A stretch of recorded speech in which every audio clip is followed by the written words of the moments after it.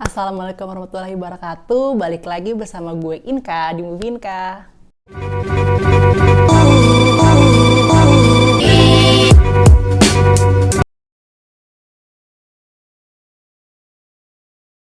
Jadi kali ini gue mau bahas sebuah film.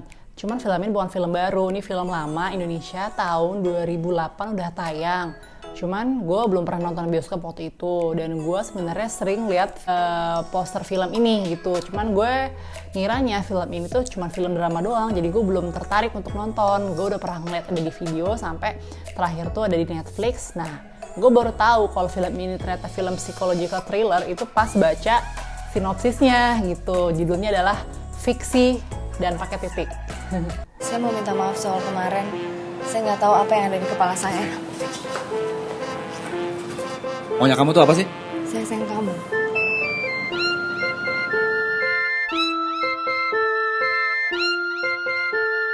Oh iya, sebelum kalian lanjut nonton video gue, jangan lupa untuk subscribe channelku dulu ya, sama tolong nyalain lonceng notifikasi biar tahu update terbaru dari video aku. Jadi film fiksi ini dulu tuh pernah ngedapetin 4 ya Piala Citra, dari mulai film terbaik Piala Citra tahun 2008, sutradara terbaik, ini sutradaranya oleh debutnya Mully Surya, terus skenario asli terbaik, ini Mully Surya dan juga Joko Anwar, sama musik terbaik.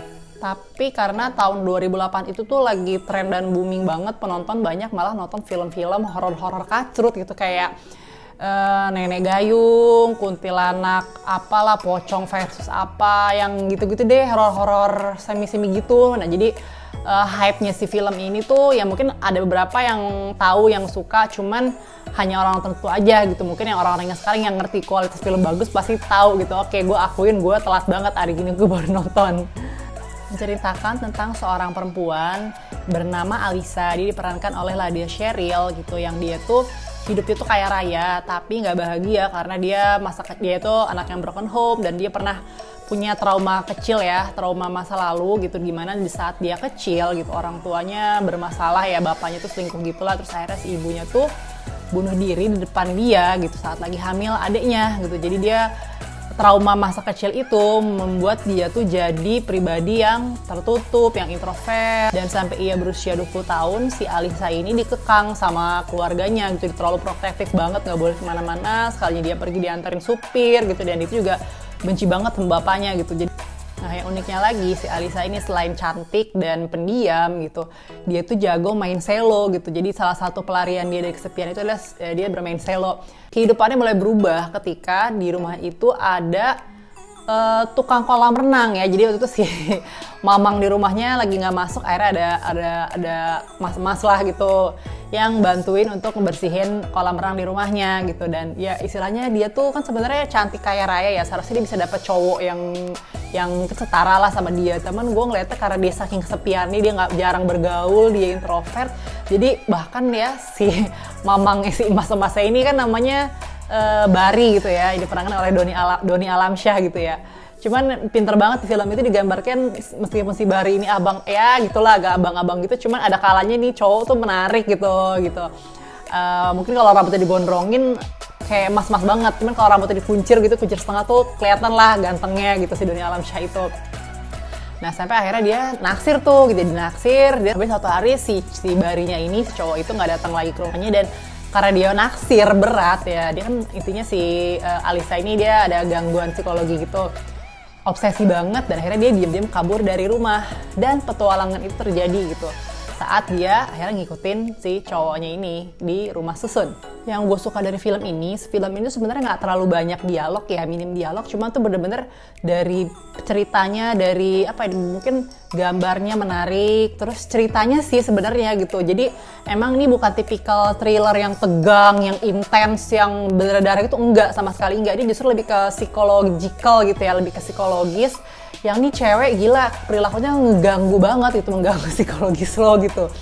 Terus juga untuk actingnya para pemainnya, ya gue salut sih sama si Ladya Sheryl ini. Dia kan masuk nominasi juga meskipun dia nggak menang nominasi aktris terbaik. Jadi memang di awalnya gue pikir gak nih si Ladya Sheryl actingnya kaku banget ya gitu, serba datar. Ternyata memang karakternya seperti itu gitu. Nah untuk Doni Alamsyah, jadi kalau gue ngerasanya di awal-awal acting dia gitu, pas dia masih happy gitu kok kayak apa ya, kayak ngomongnya tuh terlalu cepet gitu, kayak kurang ada jedanya, jadi kayak masih kelihatan acting kalau menurut gue. Tapi semenjak dia udah mulai emosi tuh, udah mulai ada konflik segala macam, dia mulai sangat emosi, nah itu baru bagus tuh kelihatan actingnya, emosinya dapet, energinya lebih dapet ke situ gitu.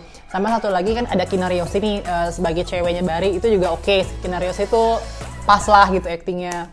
Jadi meskipun film ini judulnya fiksi, tapi justru film ini yang bikin menarik lagi adalah justru penggambaran kejamnya realita ibu kota gitu kan. Gue suka nih sama film-film yang istilahnya ini realita, ini believable. Kalau di kehidupan nyata mungkin ada ya kehidupan kayak gitu. Jadi tentang kehidupan gambaran kehidupan di rumah susun gitu. Jadi kan cerita rumah susun itu di Ben Hill, daerah Ben Hill gitu. Jadi waktu itu kan si Alisanya dia nyamar jadi Mia gitu, diajak keliling lah terus sama si Bari gitu kan. Wah, di lantai 1 ini tempat segala macam ada, buat makanan, buat belanja ini tuh ada gitu. Di lantai 2 itu kalau nggak salah untuk penghuninya keluarga semua, banyak bocah-bocah gitu. Lantai 3 tuh kalau nggak salah tempatnya waria gitu. Lantai 4 tuh PSK gitu. Khusus PSK. Lantai 5 tuh kalau nggak salah gay. Jadi gue, wah ternyata begini ya kehidupan, mungkin memang beneran kayak gitu di rumah susun. Kalau dia bilang kan, wah di rumah, kalau sebagai penulis gitu, lo coba deh di rumah susun karena banyak inspirasi di sana untuk nulis. Ibaratnya kayak sirkus itu, segala macam ada, yang aneh-aneh, yang paling baik, yang sampai paling bobrok, yang ada semua di sana gitu. Terus meskipun ini filmnya psikologi thriller, ada kalanya memang lo gelisah sih gitu, suramnya sih berasa gitu, suramnya berasa, anehnya berasa, tapi ada kalanya juga nih, ada hangatnya juga ada, terutama pas bagian scene si Mianya ini, Alisanya ini dia ngemain cello gitu, dia di rumah susun itu, aduh bagus banget ya. Kemudian gue juga suka musik klasik karena gue dulunya sempat balet, jadi pas dia dengerin lagu itu kayak aduh hangat gitu, ada suasana hangatnya. Film ini juga salah satu film yang enak banget buat didiskusiin gitu kan. Lo ngerasa gak sih kalau film yang bagus itu adalah ketika lo abis selesai nonton filmnya, lo enaknya diskusi, ini kenapa sih dia motifnya dia begini apa, oh pasti endingnya begini karena begini, atau mungkin lo tertarik untuk nonton kedua kali biar lebih jelas. Nah ini salah satu film yang kayak gitu kan. Ada film yang udah saking randomnya lo nggak peduli, lo nggak empati. Nah di sini lo bisa dapetin empati sebagai si Alisanya gitu, kenapa dia ibaratnya jadi psikopat itu karena dia masa lalu seperti itu gitu.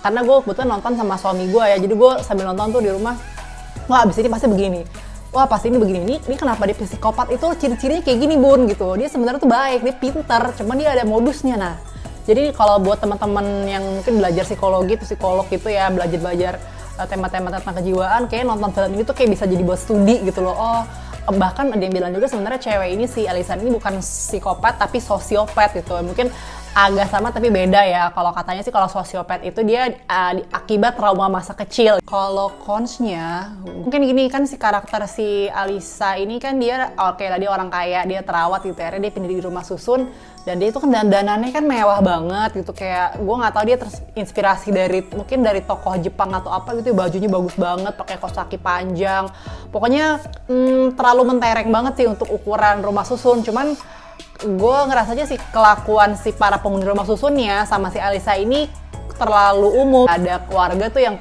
merhatiin dia gimana-gimana gitu. Untuk endingnya sih gue ngarepinnya andaikan lebih ada twist yang lebih wah banget, mungkin akan lebih menarik.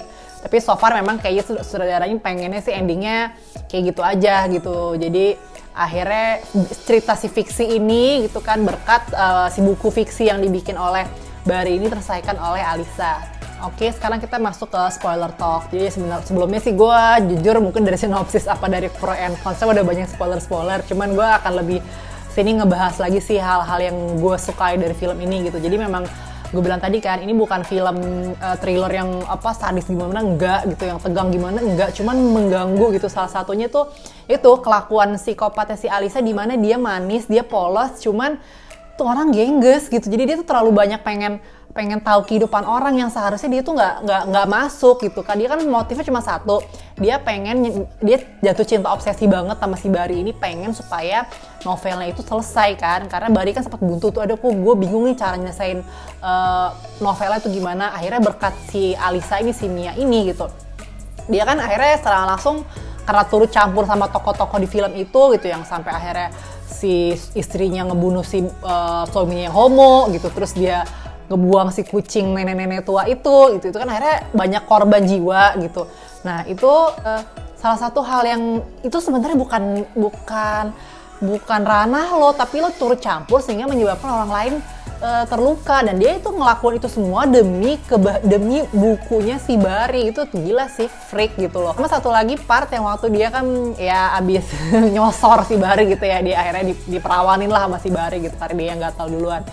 Itu dia beberapa hari kemudian dia kan agak kesal sama si Bari gara-gara apa gitu, akhirnya dia neror dengan cara ngirimin spray yang ada darah bekas perawannya di depan rumahnya. Itu sumpah sih gitu, itu aduh, itu gengges banget. Itu berasa horornya sih di situ. Jadi lo nggak harus neror yang lo dibunuh gitu, enggak, dengan kayak gitu aja udah freak, super freak banget. Bahkan gue sempat deg-degan juga kan pas terakhir ternyata dia itu sempat nyulik si siapa, Renta itu ya, si Kinaryoshi itu. Gue pikir wah ini bakal dibunuh, ini bakal diapain, kan enggak, ternyata cuma ditangkap doang. Mungkin cuma sengaja dibikin takut doang sampai akhirnya si Renta sama Bari balikan lagi karena dia pernah bilang gitu kan, Reta sini deh, aku pengen ngomong apa sini aja, enggak di tempat lain. Ternyata kan digebok tuh palanya, pingsan. Karena dia janji waktu itu, nanti abis gue ngomong sama lo, abis ini kehidupan kalian akan baik-baik aja deh. Jadi kayak dia tuh sebenarnya gimana, antara baik sama jahat juga nih orang. Dia sebenarnya pengen balik lagi sama Reta, cuman caranya tuh ekstrim gitu. Jadi dia dibikin mereka berantem dulu gitu, sampai akhirnya si Barinya bisa nangkap Renta lagi. Akhirnya mereka happy ending dari situ, dan akhirnya dia memilih untuk berjalan bunuh diri. Dan itu memorable scene lagi part yang pas waktu dia megang boneka terus dia menjelang bunuh diri tuh, yang dia nangis ya, itu serem banget sih, dark banget. Itu kayak salah satu best momen yang serem gitu, yang keren banget sih menurut gue pas situ. Kalau untuk skornya sendiri gue kayaknya sih ngasih nilai 8 ya, 8/10 karena ini menarik sih gitu, dan gue gue telat banget nontonnya gitu. Cuman menurut kalau teman-teman sendiri gimana? Mungkin pasti adalah film-film psychological thriller terbaik Indonesia gitu. Mungkin yang banyak orang suka banget kan Itu Terlarang ya, gitu. Joko Anwar tuh udah rajanya lah, Joko Anwar Itu Terlarang, Modus Anomali, Kala. Ya kalau Kala kayak lebih slasher gitu ya. Ya silakan mungkin bisa sharing ke gue gitu film psikologi. Oh satu lagi ada, gue belum nonton tapi namanya Belenggu, itu filmnya Upi. Itu pemerannya itu Abimana sama Laudisita Bella. Maksudnya itu katanya serem banget sih. Gue itu sekarang kan ada di Klik Film, gue belum sempat nonton, gue cuma pengen nonton juga. Dan itu karena ikonnya juga sama, kelinci, jadi pembunuh itu kelinci gitu. Itu terilhamnya dari film Doni Darko gitu ya. Nah itu gue cuma pengen nonton rencananya, jadi gue harus langganan dulu sama Klik Film.